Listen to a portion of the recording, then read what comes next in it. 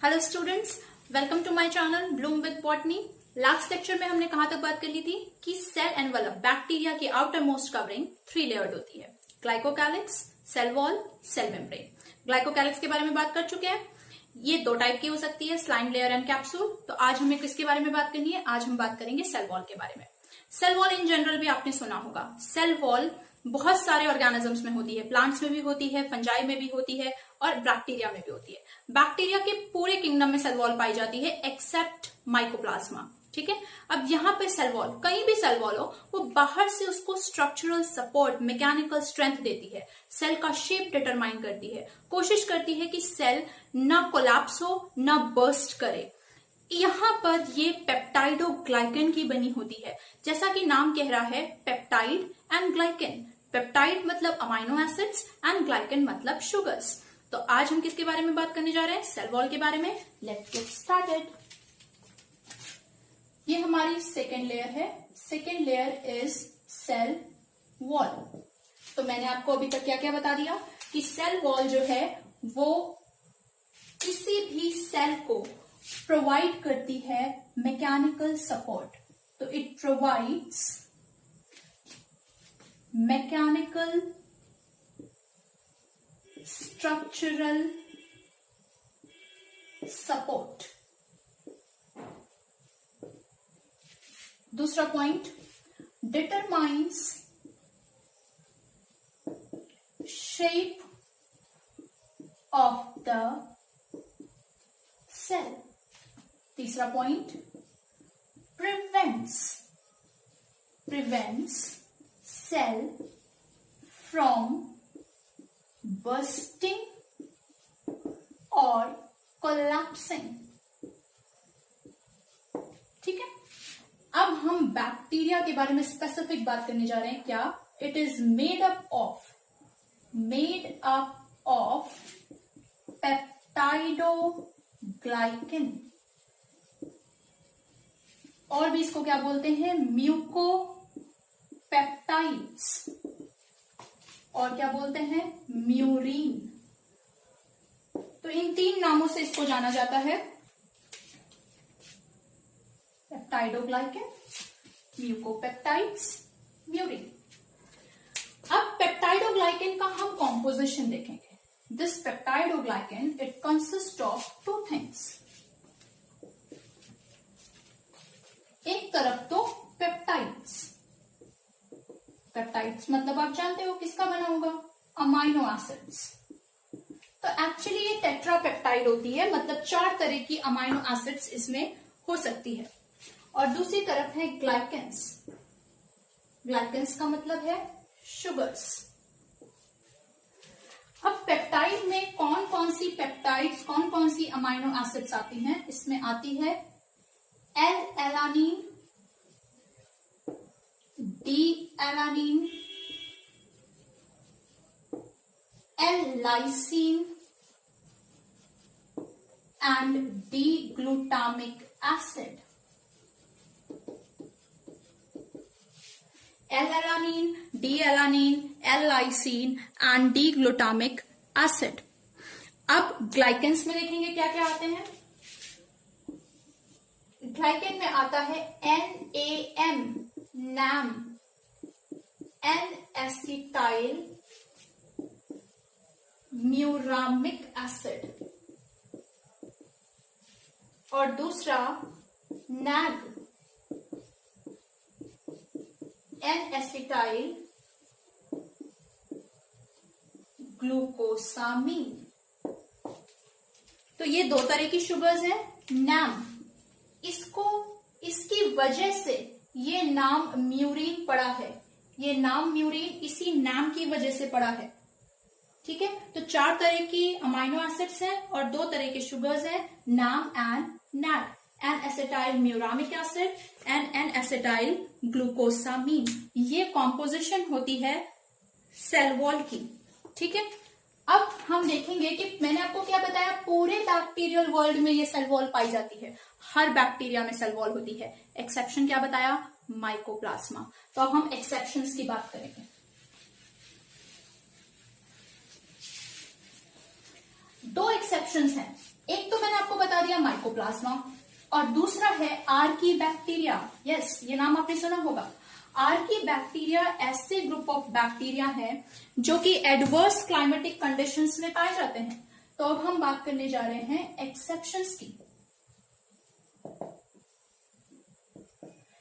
पहला exception, mycoplasma. Mycoplasma में wall, cell wall is absent, होती ही नहीं है। एक लौता ऐसा प्रोकैरियोट जो कि वॉललेस होता है, ठीक है। और दूसरा आर्की बैक्टीरिया। आर्की बैक्टीरिया में सेल वॉल इज मॉडिफाइड।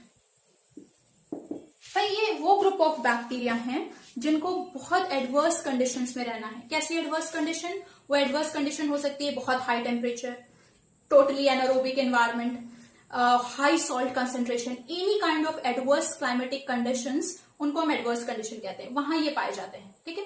तो भाई आप खुद सोचो, बाहर का एनवायरमेंट चेंज होता है तो किस पे असर पड़ता है? सबसे पहले स्किन पे पड़ता है, तो इनकी भी तो असर वॉल पे पड़ेगा। तो अगर ये वॉल को थोड़ा और अच्छा बना ले तो इनके अंदर तक वो असर नहीं पहुंचेगा और वो वहां सर्वाइव कर जाएंगे। तो उन्होंने एडेप्टेशन की तरह अपनी इस सेल वॉल को मॉडिफाई किया और बढ़िया बनाया ताकि हम वहां सर्वाइव कर सके। तो उनकी सेल वॉल मॉडिफाई हो जाती है और हम देखें क्या मॉडिफाई हो जाता है वहां पर। Made up of pseudomurein. Pseudomurein मतलब, सूडो का मतलब होता है फॉल्स, सूडो का मतलब होता है फॉल्स। क्यों कहा गया फॉल्स? क्योंकि इसमें NaM इज रिप्लेस्ड। तो मैंने आपको बताया था कि पेप्टाइडोग्लाइकन को म्यूरिन क्यों कहते हैं? पेप्टाइडोग्लाइकन को म्यूरिन कहते हैं NaM की प्रेजेंस की वजह से। वो तो यहाँ पे है ही नहीं, तो फिर इसको हम क्या बोलेंगे? False murein. और दूसरा खास बात क्या होगा कि यहां पर D glutamic acid is absent, ठीक है। तो ये दो इंपॉर्टेंट एक्सेप्शंस हैं प्रोकैरियोटिक वर्ल्ड के। दो इंपॉर्टेंट एक्सेप्शंस क्या दिखे आपको कि पहला सेल वॉल होता ही नहीं माइकोप्लाज्मा में, और दूसरा कि आर्की बैक्टीरिया में मॉडिफाई कर जाता है, ठीक। अब यहाँ पे एक और चीज मैं आपको बड़ी इंटरेस्टिंग बताऊंगी कि एक एंटीबायोटिक होती है, सबने सुनी होगी, penicillin. The first antibiotic discovered from the fungi Penicillium, बड़ा फेमस है ये पेनिसिलिन। और हम जानते हैं एंटीबायोटिक क्या करती है, ये जो हमारे पैथोजेनिक लिविंग फॉर्म्स हैं उनको मारकर उनके अगेंस्ट काम करती है। Anti means against, biotic means living, इसलिए नाम इसका पड़ा है एंटीबायोटिक। तो इसका असर बैक्टीरिया पे कैसे होता है? ये उसकी सेल वॉल की फॉर्मेशन नहीं होने देती। ये पेप्टाइडोग्लाइकन में जो लिंकेजेस होते हैं उनको इंटरफियर करती है। बैक्टीरिया की सेल वॉल नहीं बनेगी, बैक्टीरिया मर जाएगा, इसीलिए बैक्टीरिया पर ये असर करती है। तो पेनिसिलिन में हम लिखेंगे कि it inhibits cross linking in peptidoglycan. Peptidoglycan में ये क्रॉस लिंकिंग को इनहिबिट करती है और इसकी वजह से बैक्टीरियल सेल की लाइसिस हो जाती है। लाइसिस मतलब डेथ हो जाती है, और इस तरीके से ये हमारे लिए फायदेमंद होती है। तो this is all about cell wall. अब हम नेक्स्ट के बारे में बात करेंगे, cell membrane. But before that, cell wall से रिलेटेड एक बड़ी इंटरेस्टिंग स्टेनिंग टेक्निक है जो ग्राम ने दी थी, क्रिश्चियन ग्राम में। That is known as Gram staining technique. और उसकी वजह से हमने बैक्टीरिया को दो तरह का डिवाइड किया है, gram positive and gram negative. उसके लिए मैं एक सेपरेट वीडियो आपके लिए बनाऊंगी, लेकिन पहले हम बात कर लेते हैं थर्ड लेयर की, दैट इज सेल मेम्ब्रेन और प्लाज्मा मेम्ब्रेन। तो अब हम सेल एनवलप की तीसरी लेयर के बारे में बात करने जा रहे हैं, दैट इज सेल मेम्ब्रेन और प्लाज्मा मेम्ब्रेन। प्लाज्मा मेम्ब्रेन और सेल मेम्ब्रेन एक यूनिवर्सल स्ट्रक्चर है।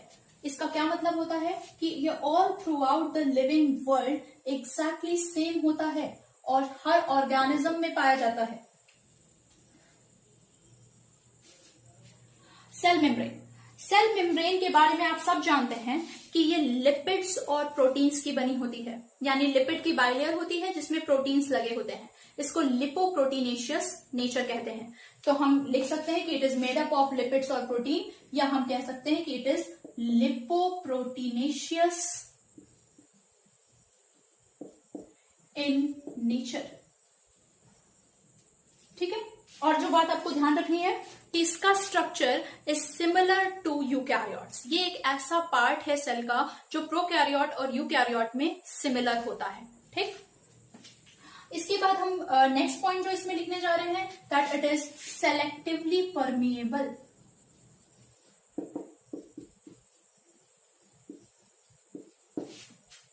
परमिएबिलिटी क्या होती है? परमिएबिलिटी का मतलब होता है कि अगर कोई मेम्ब्रेन अपने थ्रू एक्सचेंज अलाउ करे, मटेरियल्स को आने जाने दे, तो उसे हम परमिएबल कहते हैं। नाउ परमिएबिलिटी के हिसाब से 4 टाइप की मेम्ब्रेन होती है। अगर वो सब कुछ अलाउ कर ले अपने थ्रू तो फ्रीली परमिएबल, अगर वो सब कुछ रोक दे, कुछ अलाउ ना करे, तो इम्परमिएबल। अब अगर वो सिर्फ सॉल्वेंट यानी लिक्विड को अलाउ करे और सॉल्यूट को रोक दे, सेमी परमिएबल। और अगर वो कुछ भी अलाउ करे according to its own need, उसको क्या चाहिए, कितना चाहिए, कब तक चाहिए, ये खुद डिसाइड कर रही है, तब वो है सेलेक्टिवली परमिएबल। अब एक एनसीईआरटी की गलती, पुरानी एनसीईआरटी में बैक्टीरियल मेम्ब्रेन को सेमी परमिएबल लिखा हुआ है, दैट इज एब्सोल्युटली रॉन्ग। और नई एनसीईआरटी में ये करेक्शन आ भी चुका है। इसलिए कभी भी किसी भी बुक में आपको ये लाइन मिलती है कि बैक्टीरियल मेम्ब्रेन सेमी परमिएबल है, बिल्कुल गलत। हमेशा हमेशा ये सेलेक्टिवली परमिएबल ही होती है। ठीक है, अब एक तो हमने बात की कि ये लिपिड्स और प्रोटीन्स की बनी होती है, तो और मैंने एक चीज बड़ी इंपॉर्टेंट आपको बताई that it is structurally similar to eukaryotes. ये पॉइंट पे जरा ध्यान रखना, ये इस पॉइंट से क्वेश्चन आया हुआ है नीट में। ठीक, अब इसकी स्टेबिलिटी को मेंटेन करने के लिए एक स्पेशल फैट मॉलिक्यूल होता है जिसे कहते हैं कोलेस्ट्रॉल मॉलिक्यूल। सुना होगा आप लोगों ने कोलेस्ट्रॉल के बारे में, तो बहुत एड वगैरह भी आता है कि कोलेस्ट्रॉल इससे ज्यादा हो जाता है, उससे ज्यादा हो जाता है, इसमें फ्री है, उसमें फ्री है। पहली बात, कोलेस्ट्रॉल हमारे लिए नुकसानदायक नहीं है, कोलेस्ट्रॉल हमारे लिए बहुत फायदेमंद है। कोलेस्ट्रॉल हमारी मेम्ब्रेन को स्टेबल करता है। हमारे हजारों मिलियंस ऑफ सेल्स हैं, उन सब में मेम्ब्रेन है, उन सबको स्टेबिलिटी की जरूरत है, उन सबको कोलेस्ट्रॉल की जरूरत है। वो नुकसान कब करता है? जब हमारी बॉडी उसे मेटाबोलाइज नहीं कर पाती और वो इकट्ठा होने लगता है। कहाँ इकट्ठा होता है? ब्लड वेसल्स के अंदर, कैविटी में। और आप, ब्लड वेसल कैसी होती है? पाइप जैसी। अगर आप पाइप को अंदर से कुछ उसमें जमा कर दो तो उसकी कैविटी क्या होने लगेगी? कम। कैविटी कम होने लगेगी तो प्रेशर तेज हो जाएगा, प्रेशर तेज हो जाएगा, हार्ट पे प्रेशर पड़ेगा, हार्ट प्रॉब्लम्स होंगी। इसीलिए जिन पेशेंट्स में कोलेस्ट्रॉल मेटाबोलाइज नहीं हो पाता तो डिपॉजिट होता है। कहाँ डिपॉजिट होता है? ब्लड वेसल के ल्यूमेन यानी कैविटी में। तो फिर उनको हार्ट प्रॉब्लम्स होती हैं। आपने सुना भी होगा ब्लॉकेज हो जाता है, इतना ज्यादा डिपॉजिट हो गया कि पूरा अंदर की कैविटी पूरी भर दी उसने, ब्लड वेसल पूरा सॉलिड हो गया, उसके अंदर से फ्लो हो ही नहीं रहा, तो ऑब्वियसली हार्ट पे लोड आ जाएगा और हार्ट फेल कर जाएगा, हार्ट अटैक हो जाएंगे। तो जो चीज हमारे अंदर, जो काम कोलेस्ट्रॉल करता है, बिल्कुल वैसा ही काम प्रोकैरियोट्स के अंदर होपेनॉइड्स करते हैं। ये भी फैट मॉलिक्यूल्स हैं, बस इतना ही अंतर है, नाम का अंतर है। हमारे अंदर जो मॉलिक्यूल्स हैं वो कोलेस्ट्रॉल है, या जिनको हम स्टेरॉल कहते हैं इन कॉमन, लेकिन प्रोकैरियोट्स में यही फैट मॉलिक्यूल्स क्या हैं? यही फैट मॉलिक्यूल्स वहां पर होपेनॉइड्स हैं। तो यहाँ पर ये पॉइंट मैं आपको और लिखा रही हूं कि स्ट्रक्चरली सिमिलर तो होता है, पर क्या अलग होता है? Hopenoids are present. Hopenoids are present to stabilize plasma membrane. और ये होपेनॉइड्स किसकी जगह पे प्रेजेंट है? ये होपेनॉइड्स स्टेरॉल्स की जगह पे प्रेजेंट है। इसका मतलब स्टेरॉल्स एब्सेंट है। Sterols absent, hopanoids present. ठीक, इसका हम ध्यान रखेंगे। अब ये जो प्लाज्मा मेम्ब्रेन है ये प्रोकैरियोट्स के केस में अंदर की तरफ फोल्ड हो जाती है, साइटोप्लाज्म की तरफ फोल्डिंग शो करती है और उन इन फोल्डिंग्स को कहते हैं mesosomes. The infoldings formed by plasma membrane inside the cell is known as mesosomes. तो नेक्स्ट हम जो बात करने जा रहे हैं सेल मेम्ब्रेन के अंडर में ही, वो है मीजोसोम्स। तो मीजोसोम्स के बारे में मैंने आपको क्या बताया कि मीजोसोम्स एक्सटेंशन है प्लाज्मा मेम्ब्रेन्स की, extensions of plasma membrane into the cell, यानी सेल के अंदर। Extensions of plasma membrane into the cell. अब इनके क्या क्या काम है भाई, सोच के देखो कि प्रोकैरियोटिक सेल के पास कोई मेम्ब्रेन बाउंड सेल ऑर्गेनेली नहीं होती, ना उसके पास माइटोकॉन्ड्रिया है, ना उसके पास क्लोरोप्लास्ट है, ना उसका न्यूक्लियस वेल डिफाइंड है। तो ये जो अलग अलग सेल ऑर्गेनेलीज हमारे अंदर काम करती हैं, वो काम बैक्टीरिया में कौन करेगा? वो काम बैक्टीरिया में मीजोसोम्स करेंगे। जैसे हमारे अंदर न्यूक्लियस में डीएनए का रेप्लिकेशन होता है, यहाँ पर मीजोसोम्स में होता है। हमारे अंदर एरोबिक रेस्पिरेशन का होता है माइटोकॉन्ड्रिया में, यहाँ मीजोसोम्स में होता है। अगर यूकैरियोटिक सेल फोटोसिंथेटिक है तो वहां पे फोटोसिंथेसिस कहाँ होती है? क्लोरोप्लास्ट में, यहाँ मीजोसोम्स में होती है। सारी ये जो अलग अलग सेल ऑर्गेनेलीज के काम है वो सब कौन संभाल के रखा है? मीजोसोम। तो मीजोसोम के फंक्शंस के बारे में बात करते हैं। Functions of मीजोसोम्स।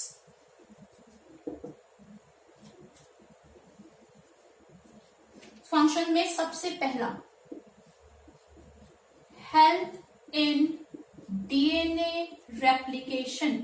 ये बात बहुत ध्यान रखना बेटा कि ऑल्दो डीएनए का रेप्लिकेशन न्यूक्लियस में होना चाहिए, प्रोकैरियोट में नहीं होता क्योंकि उसकी डिफाइंड बाउंड्री नहीं होती, तो वो साइटोप्लाज्म का हिस्सा हो जाता है। तो वहां पर वो काम कौन करती हैं? मीजोसोम्स। और डीएनए रेप्लिकेशन क्यों होता है? सेल डिवीजन के लिए होता है, जब इक्वल डॉटर सेल में उसे डिस्ट्रीब्यूट करना पड़े। तो इसका मतलब ये डीएनए का रेप्लिकेशन क्यों कर रहा है? For cell division and its distribution to the daughter cell, यानी help in DNA replication as well as distribution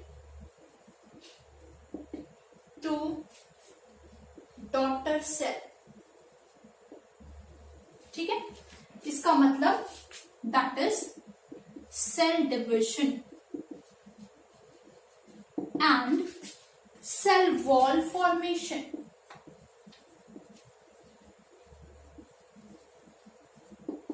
इसके अलावा फिर ये क्या करता है? ये सरफेस एरिया इंक्रीज कर देता है, एंजाइमेटिक कंटेंट इंक्रीज कर देता है, सिक्रीशन करता है, रेस्पिरेशन करता है। तो ये सारी चीजें हम देखेंगे। Second point,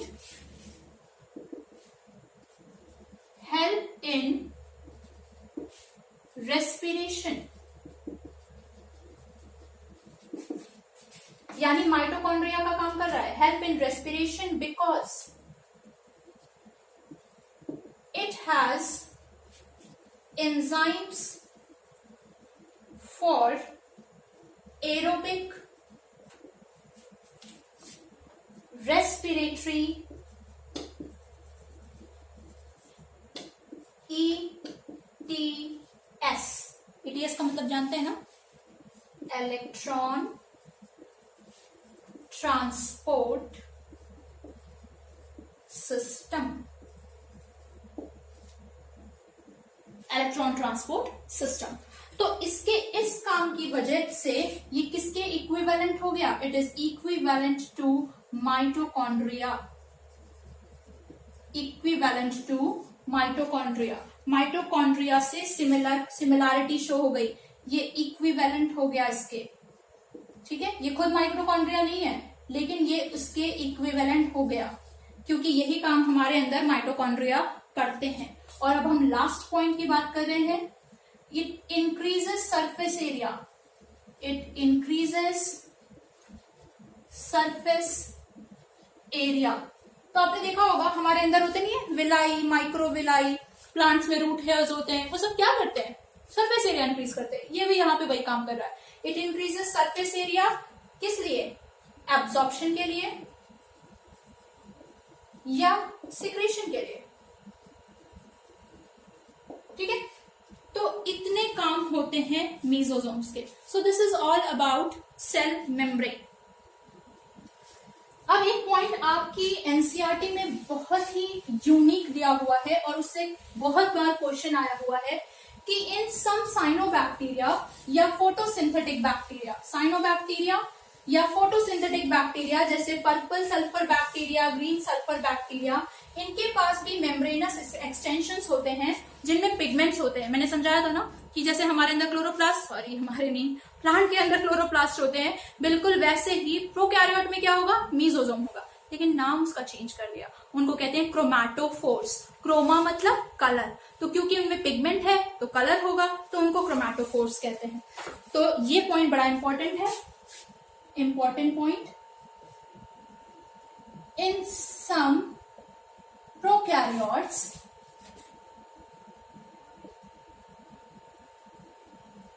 like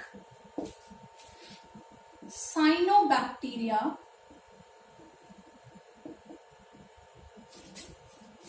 purple and green photosynthetic bacteria, cyanobacteria भी फोटोसिंथेटिक होता है, ये दोनों भी फोटोसिंथेटिक बैक्टीरिया होते हैं। तो इन दोनों में स्पेशल मेम्ब्रेनस एक्सटेंशंस होती हैं, special membranous extensions containing pigments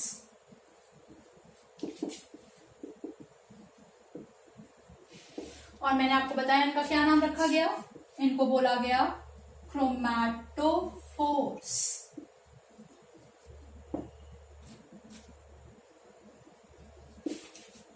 ठीक है, तो इनको क्या बोलते हैं, क्रोमैटोफोर्स। अब जिस तरीके से मैंने आपको सेल वॉल में एक्सेप्शंस बताए, बिल्कुल उसी तरीके से मैं आपको बताती हूँ सेल मेम्ब्रेन के भी एक्सेप्शंस की बात करते हैं। अगेन वही प्राणी जो वहां पर एक्सेप्शन में थे वही यहां भी आ जाएंगे। सबसे पहला mycoplasma, wallless prokaryote, smallest living cell. ये इसमें सेल मेम्ब्रेन कैसी होती है, सेल मेम्ब्रेन ट्राइलैमेलर होती है। हमें हर जगह बाइलिपिड लेयर लगती है, यहाँ देखने में 3 लेयर्ड लगती है, तो ये सेल मेम्ब्रेन इज ट्राइलैमेलर।